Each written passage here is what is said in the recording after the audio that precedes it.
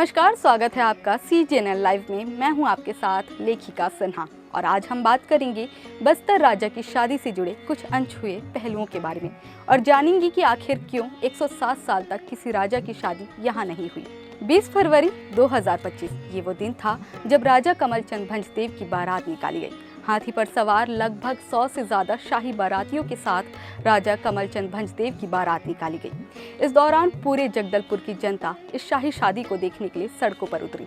इस शाही शादी में खास बात ये रही कि कोई आम शादी नहीं, बल्कि इतिहास में दर्ज होने वाली शादी है, क्योंकि 107 साल बाद यहाँ किसी राजा की बारात निकाली गई है। मां दंतेश्वरी हुई शादी में शामिल। इस शादी में एक और खास चीज ये रही कि इस शादी से पहले देवी मां दंतेश्वरी से अनुमति ली गई और मां दंतेश्वरी खुद इस शादी में शामिल हुई।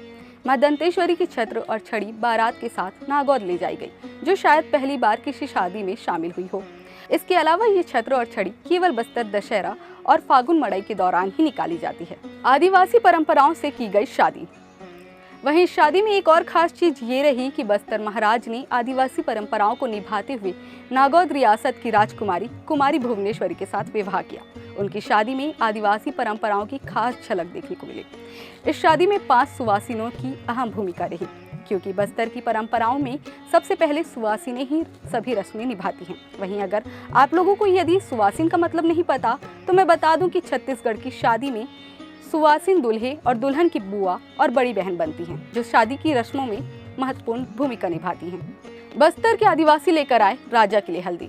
इसके अलावा बस्तर परंपराओं के अनुसार शादी में हल्दी रस्म का खास महत्व होता है, जिसके कारण बस्तर के अलग अलग क्षेत्रों में आदिवासी जनता राजा के लिए हल्दी लेकर आए थे। वहीं हल्दी और अन्य परंपराओं के बाद जब राजा की बारात निकाली गई तो बेहद शाही अंदाज में हाथी पर राजा को नगर भ्रमण कराया गया, जिसे देखने पूरा जगदलपुर सड़कों पर उतर आया।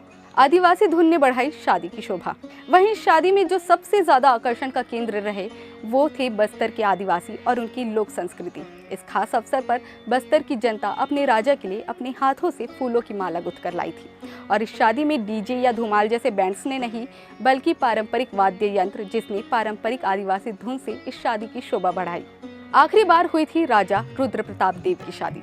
अब बात करें 107 साल बाद होने वाली शादी की, तो बता दें कि करीब 5 पीढ़ियों बाद यहाँ राजमहल में किसी गद्दी पर आसीन राजा की शादी हो रही है। इससे पहले साल 1918 में राजा रुद्र प्रताप देव का यहाँ दूसरा विवाह हुआ था। रुद्र प्रताप देव की पहली शादी 1908 में कुसुमलता से हुई, जिनकी मृत्यु के बाद बस्तर महाराज ने चंद्रा देवी से दूसरा विवाह किया। शादी के महज 2 साल बाद 1921 में राजा रुद्र प्रताप देव की भी मृत्यु हो गई। इसके बाद राज परिवार के किसी भी सदस्य का विवाह राजमहल में नहीं हुआ। सभी ने शादियां तो की, लेकिन अलग अलग प्रदेशों में। राजा चाहते थे बस्तर की जनता हो शादी में शामिल। वहीं बस्तर महाराज कमलचंद भंजदेव, जो काकतीय राजवंश के 23वें राजा माने जाते हैं, वो बस्तर की जनता के लिए न केवल शासक बल्कि एक पिता और एक आराध्य के समान हैं।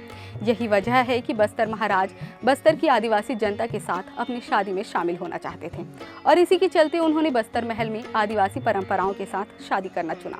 इस शादी में देश भर से राज परिवार शामिल हुआ। तो कैसी लगी आपको राजा की पहल और ये जानकारी, कमेंट करके अपनी राय जरूर दें।